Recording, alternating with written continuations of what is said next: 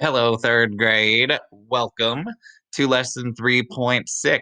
We are working on subtraction during this series of lessons. So I'm going to give you a moment and you can use any method that you want, right? Maybe you want to use that counting up method from last time or something else to try to solve 71 minus 46. Go ahead and take some time in your notebook and solve that problem. Hey, and now I'd like for you to explain to me what you did. What did you do first? What did you do next? And so on. All right. I want to talk to you today about a method that's called expand and trade. And this is one I believe that you have seen in the past. But if you haven't, then it'll be new for you. Okay. So expand and trade. If we are going to subtract using expand and trade, we would write our number like this. Okay, and then we're going to think about expanded form here. Remember, expanded form means to stretch. If you expand something, it's stretched out, right? If you eat a whole bunch of donuts, I love donuts, and your belly expands, it means it stretches out. So when we stretch out a number, we do it like this. We use the place values. This 7 that you see right here is worth 70, and this 1 is worth 1. What about this 46? What should I write right here if I expand the 46?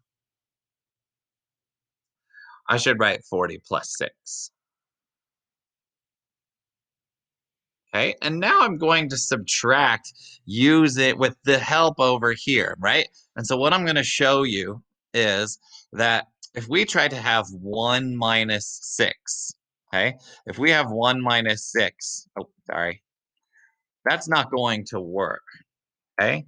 And so what we're going to need to do, right? We've talked about how if we have a big bottom, if the bigger number is on the bottom, big bottom borrow, right? B, B, big bottom borrow. And so we're going to need to take one of these groups of 10. And so now here we have 60 that's left. And so that group of 10 can come over here, right? This direction with the 1. So 10, and then we already had 1 there. 10 plus 1 is 11. Now we can subtract these. 11 minus 6 equals 5. And 60 minus 40 equals 20. So our answer, 20 and 5, our answer is 25. Okay. Now, if you got 25 in a different way, that works. That worked for you also. Okay, but I want to show you this method that is called expand and trade subtraction. And our goal here, our objective is to be able to use expand and trade to solve subtraction problems. And that's going to help us to be able to add and subtract fluently within 1,000, which is our standard you're seeing right there. All right, so let's take. Let's see. That's the same problem that we did. So let's come up with a different problem, and I'll go through that with us. Let's say we had 83 minus 17. Okay, so I'm going to be thinking 83. Well, that's the same as 80 plus 3, and 17 is the same as 10 plus 7. Right? I expanded those numbers. I stretched them out. Now I'm going to look at these two numbers here, right? 3 minus 7, big bottom. If the number on the bottom is bigger, then we have to borrow, right? So the big bottom borrow, this number is bigger on the bottom. So we're going to have to steal a group of 10 over here, right? We're going to steal 10 away and give that 10 over here. Now, I have 13 here because I took 10 from here, but I already had 3. So now I have 13. Now I can subtract, right? 13 minus 7 equals 6. And 10 minus, excuse me, 70. 70 is bigger, big numbers on the top, so we don't need to borrow. We can just subtract. 70 minus 10 is 60. And so our answer is 66. All right, what do you think of this so far? How are you feeling about this? All right, you might love it. I really like it. You might really like some of the other ways better, and that's okay too. All right, now let's look at what we do if we have three digits. So 353 is 300 plus 50 plus 3. What's 168 when you expand that? You should have said 100 plus 60 plus 8. All right, so let's look here first. Okay, 3 minus 8. The number on the bottom, we're going to do this one actually together. I know it says I do here, but you're going to help me here. Right? So is the bigger number on the bottom or the top? The bigger number's on the bottom, so we have to borrow. We're going to borrow from the place right here. And so now, how much am I going to have right here now? How much? 13. 13 minus 8. Right here, right? 13 minus 8. What is 13 minus 8? Okay, 5.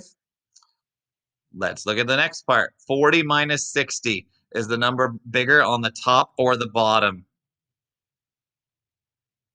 Bottom, right? Bottom is bigger, so we have to borrow. Watch how this is going to look. So we're taking away a group of 100. 100. And now we're adding that 100 over here. We did have 40 there. Now we have 140. Right? So we just stole this 100 and put it over here. What would be 140 minus 60? How much would I have in my tens spot? Okay, 14 minus 6 is 8. So this would be 80. And here I have 200 minus 100. So what would be in my hundred spot? 100. So I have 100 plus 80 plus 5. What's my answer? 185. Okay, so you've got to see Mr. White do a couple of these. We did one here together. Let's take a look here, right? So, what are we going to do today? Today, you're working on Math Journal, page 75. And you can see that we're going to be asked to estimate first. That's not something that we were practicing in our work early with Mr. White, but you know how to do this, right? 65, we pick, that's pretty close to 70. This one's pretty close to 50. So our estimate is 20. Okay. And then you're going to work through expand and trade. And if you forget what it's supposed to look like, you can look here in this sample problem. Okay? All right, third graders, this is expand and trade subtraction. There it is, right? There's our goal to be able to use expand and trade subtraction to solve these subtraction problems. All right. So you're working on, you have 1, 2, 3 problems to complete. If you need any help or have any questions, please make sure to reach out to me and I'll get back to you as soon as I can. And good luck.